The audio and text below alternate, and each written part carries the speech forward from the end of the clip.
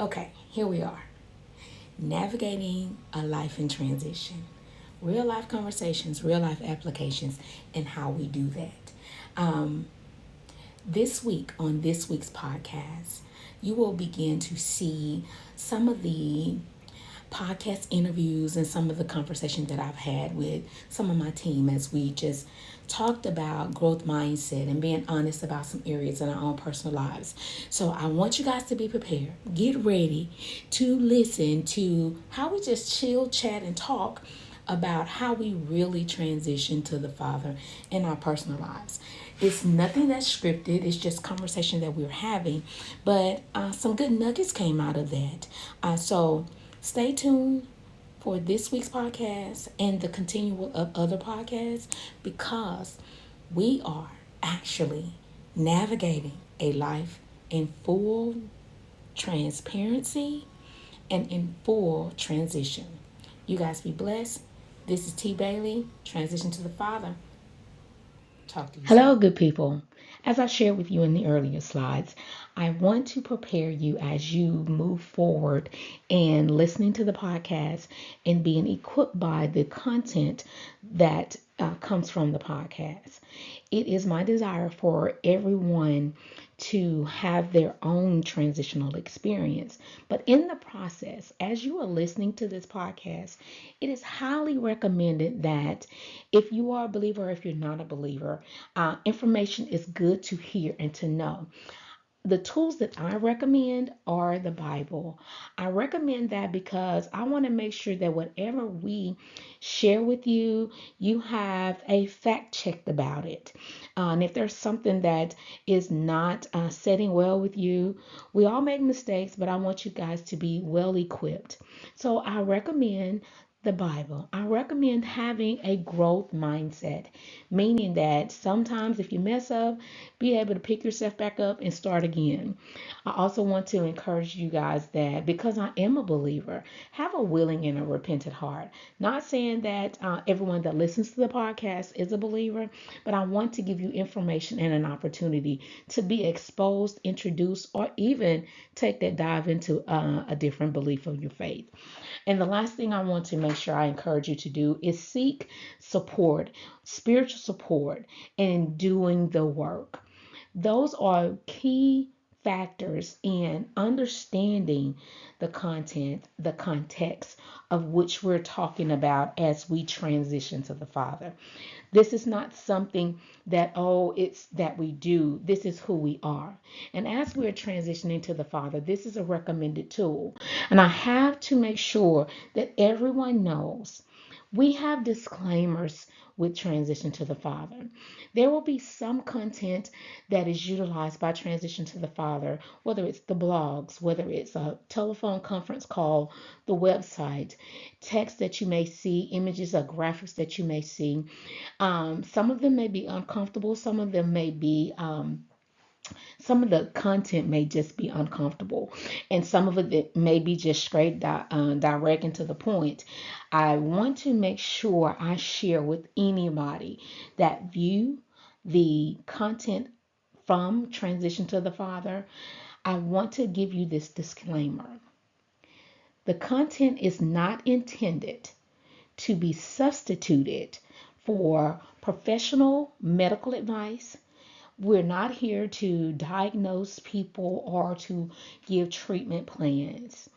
I highly recommend if you need professional trained individuals, seek advice from a physician or healthcare provider, or seek someone that is going to be able to lead you in the direction to support your transition.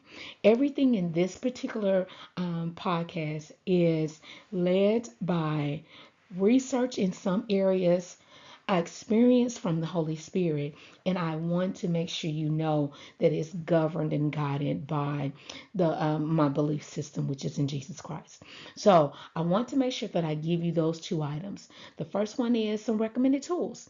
The next one is a disclaimer. So thank you. As you continue to listen to the podcast, give me your feedback. Give me your information, because we're going to move further into more in-depth conversations about how we navigate and transition in our lives closer to the Father. Be blessed. Hello, good people. This is T. Bailey, and we are with Transition to the Father. Yes, we are on site and we're on location in the city of Shreveport, and I want you guys to know that we come in and we go right about. We're just going to film a little bit of conversations and snippets based on how we interact in our transition. And last week we talked about, what was those? We talked a little bit. I'm getting Nisha to give me the info. We talked about doing a behavior check and a mental health and a heart check as we get closer to the Lord. And one of the quotes that I wrote was, transition does not mean everything is peaceful. It means that you keep pushing forward. And so today I have with me 3 wonderful guests, and one of them is our baby. And we have Miss Venetia Jones. Wave to the people. We have Miss Amari and Miss D. And we're going to just talk about some of the things that we encounter. And I'm going to turn the volume up. So if you don't see our faces and we move over or whatever, that's fine. I'm going to do a little editing. But I want us to just have real candid conversation. When people tell us that we need to be at peace about things, that don't mean that's always true. Tell us, D, how do you feel when people tell you about just be about peace on everything? Well, I feel like sometimes you can't be at peace on some things until the peace really hits your spirit. Because if it's not in your spirit, how can you truly be at peace on something? Right. You know, so I think when people say that, for instance, it's like you have to be at peace about things in your own timing, or when God gives you that peace about it. Yeah. And sometimes God don't give us time. Right. We don't do it overnight. Right. It's like truly in His timing. Yeah, so it's different for everybody. Right. It's going to be different for everybody. Right. So, Nisha, what about you, and how does peace look for you? It takes time to get to peace for certain situations. So, for me, I just let it come. Yeah. And for me, I don't know what peace look like. There is not a definition for me for peace right now. Because all of the hell that I've been going through and all the hell that is going on around me, I'm just going to be very 100. If I can find a glimpse of hope that leads to peace, that's cool.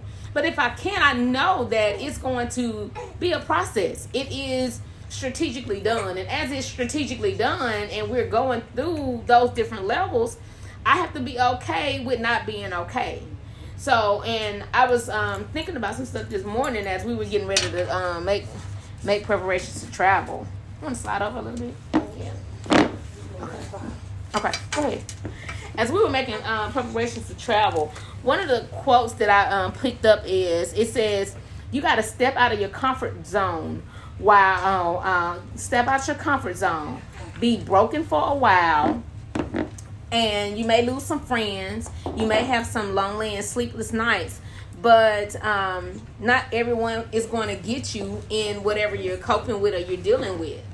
And with that being said, not everybody is going to understand our process. Everybody's not going to understand that as we transition, things ain't going to always be peaches and creams. It's not going to always be the best part of it. So as we're dealing with things, when people tell you that, oh, everything's going to be good and everything is fine and you ought to just get over it, I ain't going to just be able to get over it. So how do you process trying to just get over stuff? When you hear it. When I hear somebody say that, to me, most of the time I'm in my own zone. So, it's like I hear it and I don't hear it. You know what I'm saying? Yeah. So, for me, I'll be like, oh, okay. But in the back of my mind, I'm just like, whatever. Because the process time for me may be so different than everybody else. Right. For me, I'm emotional when it comes to certain things or certain situations. So, for me, processing things can be different based on what it is. Right. Yeah. Nisha, what about your process? I kind of feel the same way. It's a timely thing. So for me, based on what the situation is or how I feel, it's how I'm gonna process it. Yeah. So my question now is, when somebody's trying to force peace on you, what you do? How do you address it, or you just ignore it? I ignore it, and then I exit myself from that person. Oh, okay. You know, I could go into this hibernation period. I mean, because for me, I don't need others. Not that I'm saying I don't need others, but I can be a loner. You know what I'm saying? I could be that person where I could be in my house all day with nobody, not saying anything, and I'm fine. Nothing's wrong, but I could be that person to where I could be by myself. And you comfortable in your skin? I'm fine with it. Okay. Nisha, you can be by yourself too? I can be by myself, but I'm going to tell them I'm not there yet. I'm not ready. It could be a situation I'm just not ready. So when I'm ready, they'll know. And for me, I like being by myself, and a lot of times that's good and that's bad, because being by myself, my mind begins to be idle and things. I start thinking about stuff, and sometimes as I'm thinking about things, I get that what if happens, or what if I don't get over it, or what is going to happen, or how is this going to take place, and what am I supposed to do in the event that this does not occur. So for me, I'm kind of like, okay, God, if you don't show up right now and I make this decision, I'm going to have to just deal with the consequences behind it. And I hear people say, oh, it is what it is, or hurt people hurt other people. Mm-hmm. I'm going to go there. People hurt people. It's people say hurt people hurt other people. Mm-hmm. I want to know y'all opinion on that. Nisha, go with you. That's true. Hurt people hurt people. That's true. Do you think they have a choice in that? They have a choice, because if they hurt, then they shouldn't try to be with somebody until they heal. Okay. Yeah. So you going into a situation or something and you hurt, you're going to hurt the other person because you don't know how to properly, be with them or address the situation. So Right. So how you handle it, D? I feel the same way. I feel like if you're hurt, you need to take that time for yourself to heal, no matter how long it is or how difficult it is, because bringing in that negative energy and negative baggage into a new situation, that's just gonna carry over. Your past is gonna bring that into the present, and it's just gonna be chaotic. Yeah. So I think hurt people, instead of going to people, need to heal and then go to people. Okay.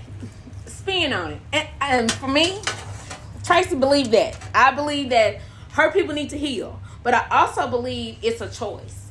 Mm-hmm. Because we are free agents.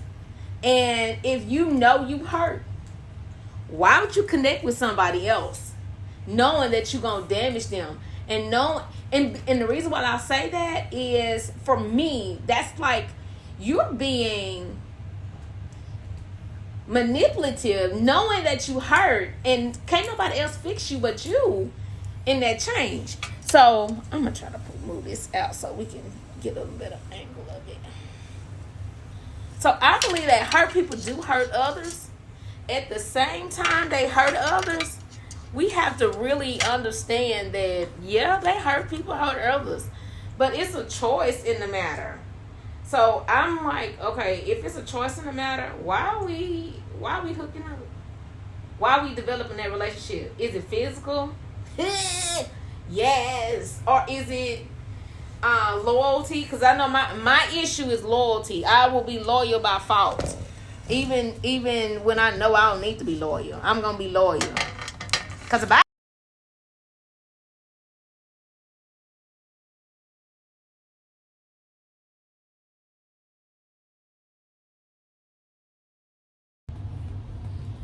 Okay, as we're sitting here and we're just speaking about being intentional, and we were talking about, I can't remember, what was I just talking about? Being loyal. Yeah. For myself, I don't mind. I understand the concept of being loyal, but then there comes a time where loyalty by fault is a bunch of hurt can come with it, because people, hurt people hurt others, but I'm hurting myself being loyal where no one else is concerned about it.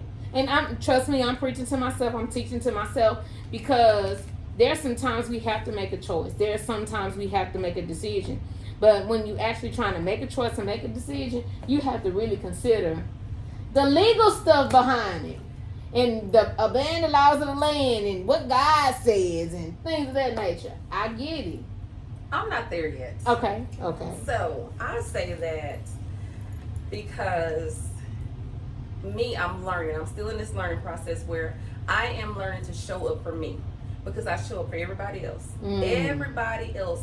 If you say you need, okay, I got you. If you say you want, I got it.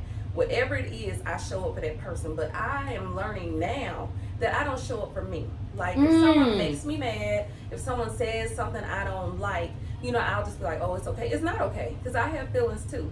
I don't care who it is. Right. So I am learning to be okay with showing up for me. Because at the end of the day, loyalty, where does loyalty lie when it's me? Right.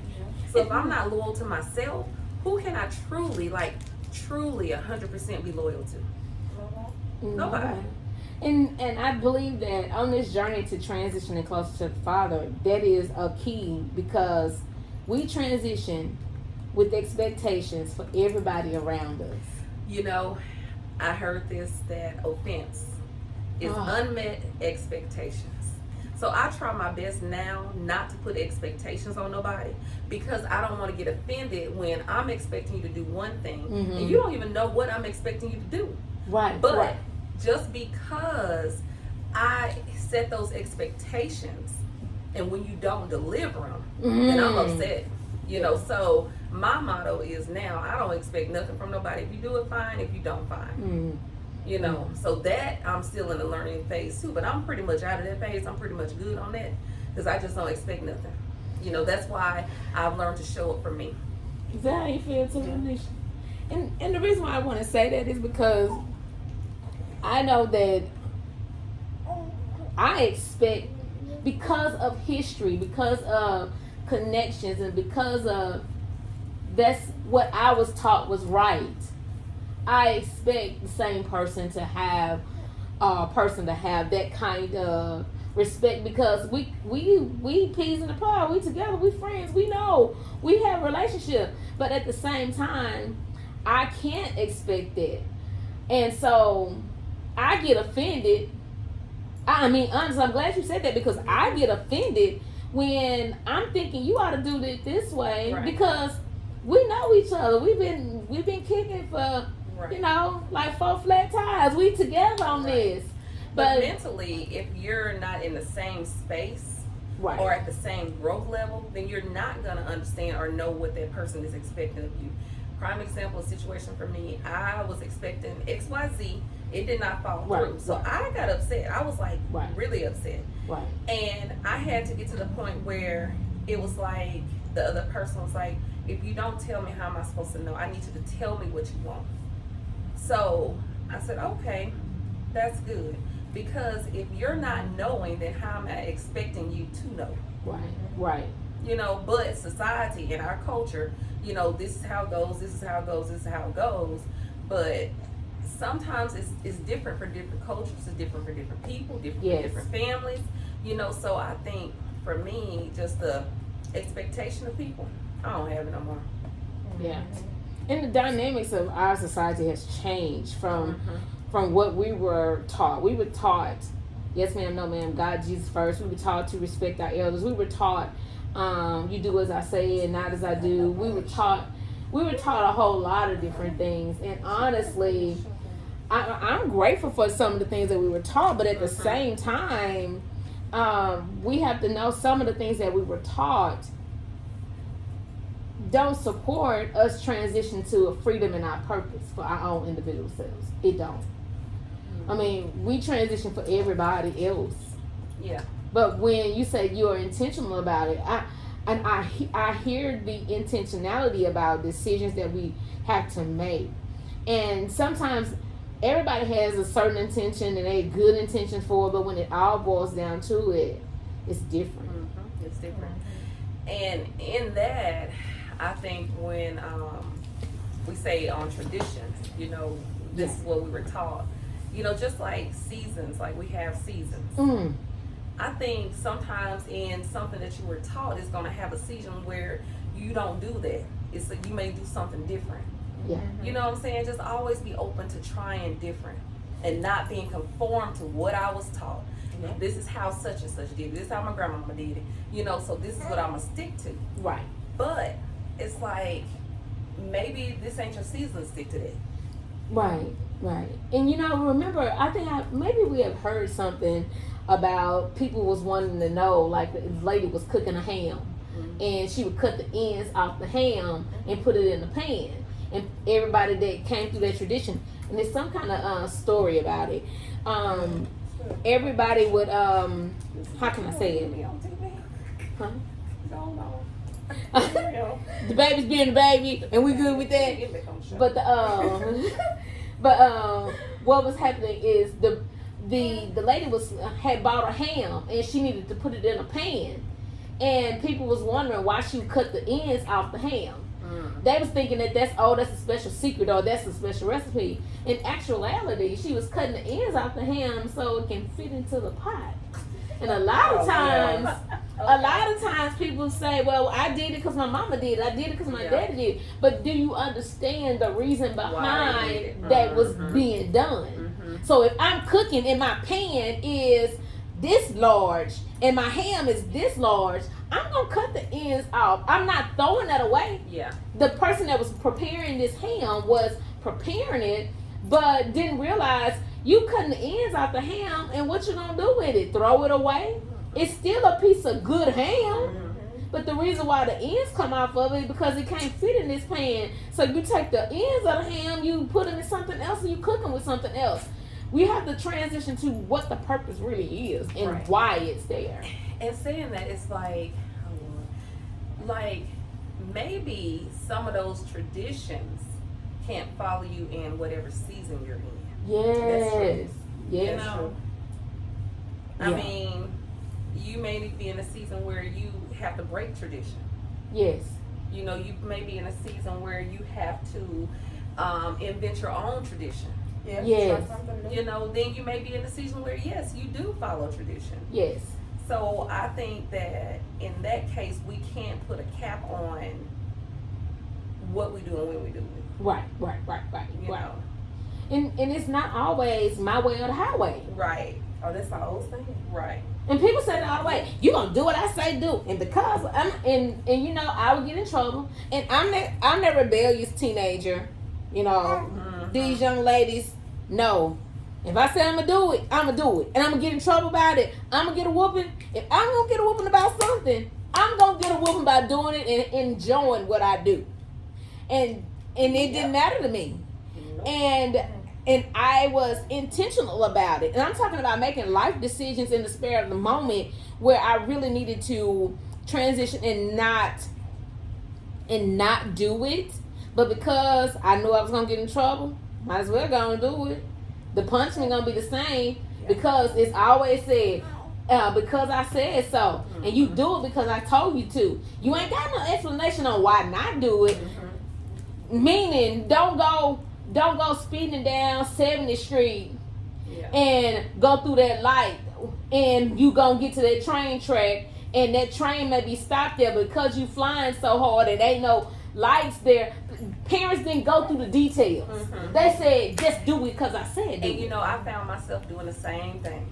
The same thing. And I was like, where did they get me? It only made me curious. Yeah. You know, so it made me curious when they were like, just don't do it because I said so. So it was brought to my attention that you need to start saying things, but then explaining them. You know, I had got so used to tradition to where just don't do it because I said so. But now I'm trying, and habits are hard to break. Yes. You know, traditions are hard to break. So now I'm trying to say, you know, just don't do that because if you jump off that bed, you're going to break your neck. That's why I don't want you to do it. Right. You know what I'm saying? Right. Or don't do it because, you know, this could cause you to get in serious trouble. You know, and we don't want that for you. Right. So I'm learning to explain, and that's a tradition that I'm trying to break because I said so. Right. So you're intentional about that. Oh, yeah. Yeah. Very. And with you having a new baby, Nisha, with you having Amari, do you think you're gonna give her a lot of the principles of because I said so, or how you gonna raise her? Is it gonna be a little different? What you gonna do? Because she gonna have questions. You already see. She already run. Amari runs all of us, so it's her way always. And she's busy and she's always into it. So Nisha, how you plan on addressing it? Because she's gonna have questions. I'll answer. It won't be because I said so or do this or this way. I think I'll keep some of the traditional ways that they don't kind of do now, like yes ma'am, no ma'am. Mm-hmm. But as far as not because I said don't do it, I'll explain why not to do it. Mm-hmm. So you won't do it because if you say just don't do it, she gonna want to do it anyway. Right. It's just like with a kid with weapons. I've noticed that some people, races, will teach their children firearm safety. Mm-hmm. Get them familiar with this. Whereas some of us, a lot of us, will not do that, and our kids are curious. Like, what does this do if I pull this? And then we end up with a kid shooting some other kid or a kid, But I feel like if we educate our kids or tell them why you shouldn't, or at least show them why, then it takes the curiosity out of it. Right. It takes the chance of them actually doing what you don't want them to do. I think it lowers the percentage. And you know what? I really that is true because when we give information, I think I shared a couple of weeks ago. I hate when people withhold information from me, and the reason why I hate that is because one, I'm like, okay, if I don't know about a firearm, or say if I don't know how to swim, I know for myself. I've seen parents not give their kids information on firearms or take them to learn how to swim, and then they end up drowning, or they end up getting a gun thinking it's a toy, and they end up accidental shootings and deaths and things of that nature. I think the more information, and some parents, because of culture, they don't want to inform, but a better informed person makes a solid dependable decision from a person. And especially in this season with these kids, this is a whole new breed of kids. You have to give them the why. Yes. Because they are very curious. Yes. I mean, for us, it was like when our parents said don't do something, we just didn't do it. We didn't question it or nothing. Because we was scared. We was going to get beat. Right. But for them, they still wonder, well, why are you telling me why not? And then we think that's disrespectful. Right. Because that's what we were taught. Yeah. Right. And I'm like, and I think it's just, now that I'm thinking about it, it is a valid question for them. Why? Why not? Why I can't jump off this bridge? Because I see it's there. I see other people doing it. Why I can't do it? Why I can't go swimming? Right. Not realizing that the water can be dangerous. Not realizing that this piece of metal can actually damage and kill you and tear you up. In other words, we don't give them the proactive approach to understanding the why because of whatever reason. That is so this just hit me. It's so God gives us all the reasons of why and why not to in the Bible, right? Yes, He does. But we as humans or people or culture, we will not give our children the why or why not. Yeah. Girl, think about it. He gives us 66 books of the Bible. He gives us why don't do this, or why to do this. He gives us the reason why or why not to do these things. Yes. He gives us the blessings. This is, if you do this, this is the blessings. This is this. If you don't do this, He gives us the cause and the effect. The why and the why not. And a lot of times, if we transitioning closer to Him, in order for us to do that, we have to be able to understand our purpose and the why not. Yeah. And sometimes we don't get that. And so my thing is, with this whole entire brand and this whole entire journey, that is the whole point. Is if somebody come in here want to fight or whatever, I'm like, what we gonna fight for? Or if you cussing me out or something, why we cussing first? And so I need to know if I'm gonna go from 1 to 1,000. But God does the same thing with us. He gives us the complete instructions. He don't hold nothing back from us. And in the process of Him not holding nothing back from us, then you hit it on the point. He gives us and he equips us with the Holy Spirit. Baby, she is having a fun time. He's giving us the Holy Spirit. You can give it here. I hope. He's giving us the Holy Spirit, and the Holy Spirit which dwells in us, it gives us the why and the why not. So that's the whole entire time. Is when we're transitioning closer to Him, we have to have a growth mindset. We have to have a mindset that is willing to receive information, that is willing to make adjustments. And when we mess it up and we mess up and we get it wrong, we have to be willing to understand, okay, I didn't get it this time, I'm going to get it next time. I really want to make sure you guys saw a real life application on how we do growth mindsets.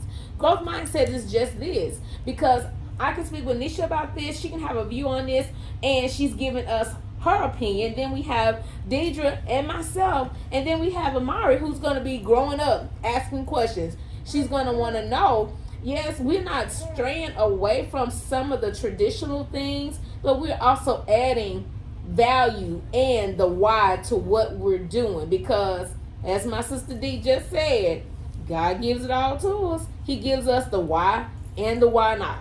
This is T Bailey. This is Venetia Jones, and this is Deidre Green. And we are here having a great time, great conversation. We're going to continue to talk. This is our time. I just let y'all have a snippet of it. But you guys be blessed. We out.